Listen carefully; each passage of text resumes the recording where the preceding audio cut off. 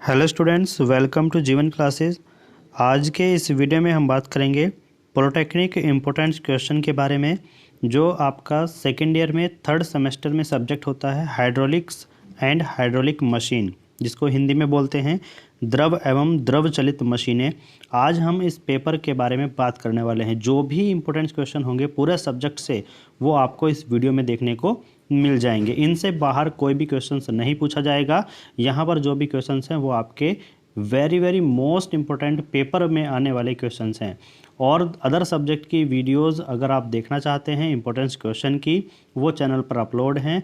Description में जाकर के आप प्लेलिस्ट के लिंक पर जा क्लिक करिएगा, सभी सब्जेक्ट के इम्पोर्टेंस क्वेश्चन की वीडियोस आपको वहाँ पर मिल जाएगी। अपने सब्जेक्ट की इम्पोर्टेंस वीडियो आप देख सकते हैं।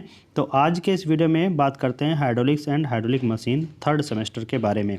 यहाँ पर सिविल इंजीनियरिंग में ये सब्जेक्ट होता है, तो यहाँ पर हिंदी और इंग्लिश दोनों स्टूडेंट्स के लिए, जो हिंदी मीडियम और इंग्लिश मीडियम से है, उन दोनों स्टूडेंट्स के लिए ये वीडियो काफ़ी ज़्यादा हेल्पफुल है, क्योंकि क्वेश्चन हिंदी और इंग्लिश दोनों में होगा। यहाँ पर आप देख सकते हैं फर्स्ट क्वेश्चन आपके सामने है, explain all the properties of fluids. Fluids के समस्त महत्वपूर्ण गुणों की विवेचना कीजिए। यहाँ पर आपको फ्लूइड के जो भी प्रॉपर्टीज़ होती हैं, जैसे विस्कोसिटी है, ठीक है, स्पेसिफिक ग्रेविटी है, डेंसिटी है, तो इस तरीके से जो प्रॉपर्टीज़ होती हैं उनकी आपको यहाँ पर डेफिनेशन दे देनी है, और साथ में उसका जो फॉर्मूला है वो भी आपको वहाँ पर लिखना है। ठीक है, अब देखिए नेक्स्ट क्वेश्चन आपके सामने है, state pascal law and give one application of this law. Pascal law क्या है ये आपको बताना है, और दूसरा इसका एक एप्लीकेशन भी आपको लिखना होगा। हिंदी में देखिए पास्कल का नियम क्या है और इसका एक उपयोग लिखिएगा। पास्कल का नियम क्या है और इसका कहाँ पर उपयोग होता है, तो केवल एक उपयोग आपको वहाँ पर लिख देना होगा। क्वेश्चन नंबर 3 देखिए, state and explain Bernoulli theorem.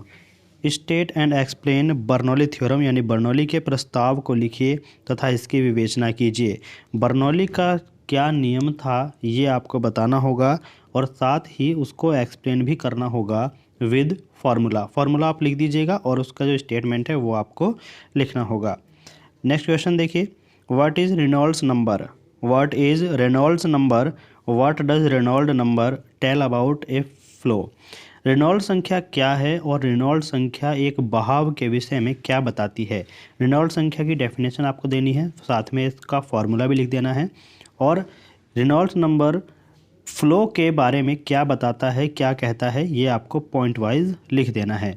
Next question देखिएगा, explain the phenomenon of water hammer. Water hammering क्या है ये आपको बताना है। वाटर हैमर की क्रिया की विवेचना कीजिए। वाटर हैमर को आपको एक्सप्लेन करना है, ये क्या होता है, किस तरीके से वाटर हैमर हम बोल सकते हैं।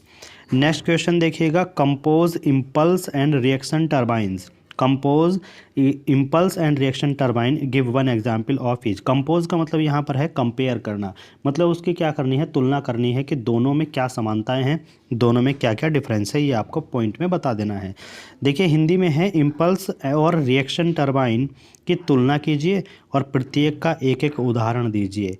यानी इम्पल्स और रिएक्शन टर्बाइन क्या होती हैं, उनमें क्या क्या डिफरेंस है, क्या क्या समानताएं हैं, ये आपको पॉइंट में लिखना है, और उसका एक एक एग्जाम्पल देकर भी आपको बताना है कि एक इम्पल्स टर्बाइन का और एक रिएक्शन टर्बाइन का।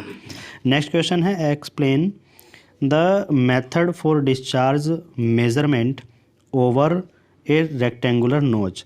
एक्सप्लेन करना है डिस्चार्ज मेज़रमेंट, यानी कि डिस्चार्ज को मेज़र करने का मेथड क्या है और किसका, रेक्टेंगुलर नोच में। रेक्टेंगुलर नोच में डिस्चार्ज को कैसे मेज़र किया जाता है, उसका मेथड आपको वहाँ पर एक्सप्लेन करना है। हिंदी में देखिएगा, एक आयताकार नोच पर डिस्चार्ज मापने की विधि को समझाइए। उसको कैसे मापा जा सकता है, कैसे उसको मेज़र किया जाता है, क्या क्या बातें ध्यान में रखनी होती हैं, ये आपको वहाँ पर बताना होगा। नेक्स्ट क्वेश्चन देखिए, explain turbulent flow in pipes.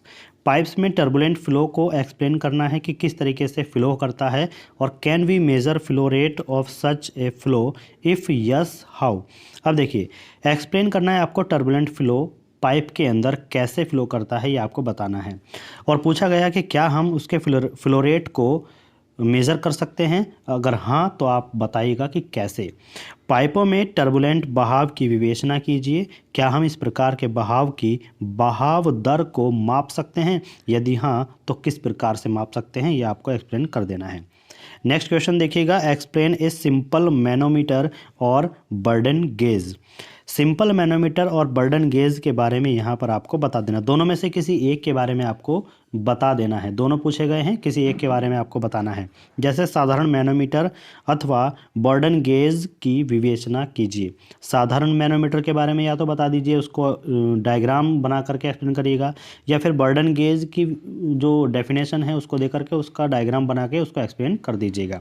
Okay, next question है, describe briefly either a reciprocating pump और a centrifugal pump giving its application. आपको क्या करना है, डिस्क्राइब करना है ब्रीफली, यानी कि बहुत शॉर्ट नोट में डिस्क्राइब करना है कि रेसिप्रोकेटिंग पंप क्या होता है, या तो आप इसको बता दीजिएगा, या फिर एक सेंट्रीफ्यूगल पंप क्या काम करता है, उसकी वर्किंग प्रिंसिपल को और उसकी डेफिनेशन को आप लिख लीजिएगा। साथ ही उसका उपयोग भी बताना है। तो दोनों में से कोई एक करना होगा, या तो आपको रेसिप्रोकेटिंग पंप या फिर सेंट्रीफ्यूगल पंप के बारे में आपको बताना होगा। देखिए, हिंदी में रेसिप्रोकेटिंग तथा सेंट्रीफ्यूगल पंप का विवरण प्रस्तुत कीजिए तथा इसके उपयोग बताइए। रेसिप्रोकेटिंग पंप अगर आपको पता है तो उसको लिख दीजिएगा, अगर ये नहीं पता है तो सेंट्रीफ्यूगल पंप को आप लिख लीजिएगा। दोनों में से कोई एक करना है और इसके क्या उपयोग हैं ये आपको वहाँ पर लिख देने हैं। नेक्स्ट क्वेश्चन देखिए, compare an orifice meter with a venturi meter. Orifice meter की तुलना वेंचुरी मीटर से कीजिए, ये आपको बताना है, यानी कि दोनों में क्या क्या समानताएं हैं ये आपको वहाँ पर पॉइंट वाइज लिख देनी है। नेक्स्ट क्वेश्चन देखिएगा, define pressure and pressure head. Define pressure and pressure head, mention their units. Pressure तथा प्रेशर हेड को परिभाषित कीजिए। प्रेशर की डेफिनेशन लिखनी है और प्रेशर हेड क्या होता है उसको आपको बताना है। साथ ही इनकी यूनिट्स आपको बतानी है कि ये किस में मेजर होते हैं। ठीक है, यूनिट्स आपको बता देनी है। नेक्स्ट देखिए, distinguish between Newton's and Newtonian and non Newtonian fluids, give one example of each. Distinguish का मतलब होता है कि उनमें अंतर बताना होता है। ठीक है, यानी कि differentiate between Newtonian and non Newtonian fluids, give one example of each. और हर एक का एक एक एग्जाम्पल देकर के आपको समझाना होगा। न्यूटोनियन तथा अन न्यूटोनियन फ्लूइड क्या होता है, इसमें क्या अंतर है दोनों में, और एक एक एग्जाम्पल दोनों का आपको लिखना होगा। नेक्स्ट क्वेश्चन देखिए, what is viscosity. Very most important है, हर बार आता है। व्हाट इज़ विस्कोसिटी और what is meant by less viscous fluid. Less viscous fluid क्या होता है और विस्कोसिटी क्या है, दोनों को आपको डेफिनेशन में बता देना है। Give one example of this type of fluid, और लेस विस्कस फ्लूइड का कोई एक एग्जाम्पल आपको याद होना चाहिए जो आपको वहाँ पर लिखना है। तो विस्कोसिटी से क्या अभिप्राय है और कम विस्कस फ्लूइड से आप क्या समझते हैं, इस प्रकार के फ्लूइड का एक उदाहरण दीजिए, ये आपको क्वेश्चन में पूछा गया है। नेक्स्ट क्वेश्चन देखिए, differentiate between real and ideal fluid with relevant example. Differentiate बताना है, यानी कि उन दोनों में अंतर बताना है, किसमें, रियल फ्लूइड और आइडियल फ्लूइड में, और साथ ही उनके एग्जाम्पल भी देने हैं, जिससे कि आसानी से पता चल सके, आसानी से आप जो है आपकी डेफिनेशन समझ में आ सके कि हाँ आप ये सब जानते हैं। वास्तविक और आदर्श तरल पदार्थ के बीच एक एक उदाहरण दीजिए और उसका अंतर स्पष्ट कीजिए। ठीक है, वास्तविक और आदर्श तरल पदार्थ के बीच एक एक उदाहरण देकर उसके अंतर को बताना है कि उनमें दोनों में क्या अंतर होगा, कैसे वो डिफरेंट हैं। नेक्स्ट क्वेश्चन देखिएगा, डिफाइन द टर्म ऑफ। एक आपको क्या करना है, इसमें डेफिनेशन देनी है। डेफिनेशन में क्या पूछेगा, डेफिनेशन विद एग्जाम्पल, ये आपको करना होता है। जैसे स्पेसिफिक ग्रेविटी, ठीक है, स्पेसिफिक ग्रेविटी जिसको हिंदी में बोलते हैं विशिष्ट गुरुत्व। ठीक है, डेफिनेशन और जो उसका फॉर्मूला होगा वो आपको लिखना है विद यूनिट्स के साथ। ओके, विद यूनिट्स आपको लिख देना है। तो न्यूटन की चिपचिपाहट का नियम जिसको बोला जाता है न्यूटन्स लॉ ऑफ विस्कोसिटी, ये आपको वहाँ पर बताना है। देखिए, मैंने पहले कहा है कि अगर आप इनको डिफाइन करना चाहते हैं तो इनकी डेफिनेशन और इनके फॉर्मूले, और फॉर्मूले के साथ साथ इनकी यूनिट्स को आपको लिखना होगा। जो यूनिट्स होती हैं वो आपको लिखना ही होगा। और आपको ये आ सकता है कि वैक्यूम प्रेशर क्या है, इसको आपको बताना है, जिसको हिंदी में निर्वात दाब बोलते हैं। एब्सोल्यूट प्रेशर की डेफिनेशन आपसे मालूम कर सकता है, जिसको हिंदी में क्या बोलते हैं, परम दाब बोला जाता है। ठीक है, कुछ यहाँ पर और टर्म है जिनको आपको याद कर लेना है, जैसे सेंटर ऑफ प्रेशर, दबाव का केंद्र, प्रेशर हेड, दाब शीर्ष जिसको बोला जाता है। पाथ लाइन क्या है, पाथ रेखा को बोला जाता है। स्ट्रीक लाइन क्या है, यानी कि स्ट्रीक रेखा क्या है, ये आपको बता देना है। और स्ट्रीम लाइन क्या होती है, धारा रेखा को क्या धारा रेखा को किस तरीके से हम डिफाइन करेंगे, किस तरीके से हम परिभाषित करेंगे, ये आपको यहाँ पर लिख देना। तो इन सभी पॉइंट की डेफिनेशन, यानी कि निर्वात दाब, वैक्यूम प्रेशर, एब्सोल्यूट प्रेशर, परम दाब, सेंटर ऑफ प्रेशर, दबाव का केंद्र, प्रेशर हेड, दाब शीर्ष, पाथ लाइन, पथ रेखा और स्ट्रीक लाइन, स्ट्रीक रेखा, स्ट्रीम लाइन, धारा रेखा, इन सभी की आपको डेफिनेशन याद करके जाना है। ओके, नेक्स्ट क्वेश्चन है explain working of differential manometer. अंतर मैनोमीटर के कार्य की क्रियाविधि समझाइए। जो डिफरेंशियल मैनोमीटर होता है वो कैसे काम करता है, उसका डायग्राम बना करके विद एक्सप्लेनेशन आपको वहां पर समझाना होगा। नेक्स्ट क्वेश्चन देखिए, differentiate between study and uniform flow. स्थिर और समान प्रवाह के बीच अंतर लिखें। डिफरेंशिएट बताना है, डिफरेंशिएट करना है दोनों को, दोनों के 3-3 से 5-5 पॉइंट। ठीक है, 3 से 5-5 पॉइंट आप लिख लीजिएगा, जो स्टडी फ्लो और यूनिफॉर्म फ्लो में आप लिख सकते हैं। नेक्स्ट क्वेश्चन देखिएगा, explain working of orifice meter. Orifice meter का जो है आप इस तरीके से डायग्राम बना लीजिए। डायग्राम बनाने के बाद आप उसको क्या करेंगे, एक्सप्लेन करेंगे ऑरिफिस मीटर की कार्यविधि की कैसे काम करता है। ठीक है, कैसे काम करता है, इसका फॉर्मूला क्या है वो आपको वहाँ पर लिख करके बता देना है। Differentiate between notches and weirs with example and sketch. अब देखिए, जो नोचेज होते हैं और वियर होते हैं उनका आपको क्या करना है, डिफरेंशिएट करना है और साथ ही साथ उनका डायग्राम भी आपको बनाना होगा। तो यहाँ पर आपको करना होगा नोचेज एंड वियर्स के बीच उदाहरण देकर और उनका चित्र बनाना है। एकदम साफ सुथरा चित्र बनाइएगा, क्योंकि जब आप चित्र वाले क्वेश्चन करते हैं तो एग्जामिनर की जो नज़र जाती है वो आपके डायग्राम पर जाती है।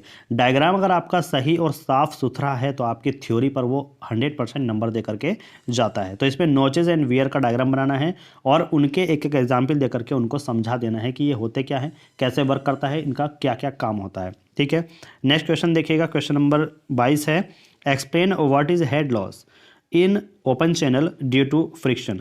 एक्सप्लेन करना है कि हेड लॉस क्या होता है, किसमें, ओपन चैनल में, और ये फ्रिक्शन के कारण किस तरीके से काम करता है। तो घर्षण के कारण खुले चैनल में शीर्ष ह्रास क्या होता है, इसकी आपको व्याख्या करनी है। ठीक है, साथ में डेफिनेशन लिख करके, डेफिनेशन फ्रिक्शन को बता करके और उसमें क्या करना है, आपको एक डायग्राम बनाना है। देखिए, फ्लूइड मैकेनिक्स और मशीन में जो आपका डायग्राम होता है वही ज़्यादा इंपॉर्टेंट है। ठीक है, तो हाइड्रोलिक मशीन जो है वो डायग्राम की ही है। टरबाइंस और नोचेज, वेंचुरीमीटर और ऑरिफिस मीटर, इन सभी का डायग्राम आपको अच्छे से आना चाहिए। ठीक है, मैनोमीटर डायग्राम, ये सभी जो है आपको अच्छे से आना चाहिए, तभी आपके नंबर जो है अच्छे आ सकते हैं। डायग्राम अगर आपका साफ़ सुथरा बना हुआ है और नाम उनके सही लिखे हुए हैं तो आपको डरने की ज़रूरत नहीं है, आपके अच्छे मार्क्स आ सकते हैं। तो ये थे हाइड्रोलिक्स एंड हाइड्रोलिक मशीन के इम्पोर्टेंट्स क्वेश्चन, और इन्हीं के साथ ये क्वेश्चंस इम्पोर्टेंट्स इसलिए होते हैं क्योंकि हर बार क्वेश्चंस यही पूछे जाते हैं, इनसे अलग कोई भी क्वेश्चंस नहीं आता। तो चलिए अब यहाँ पर वीडियो को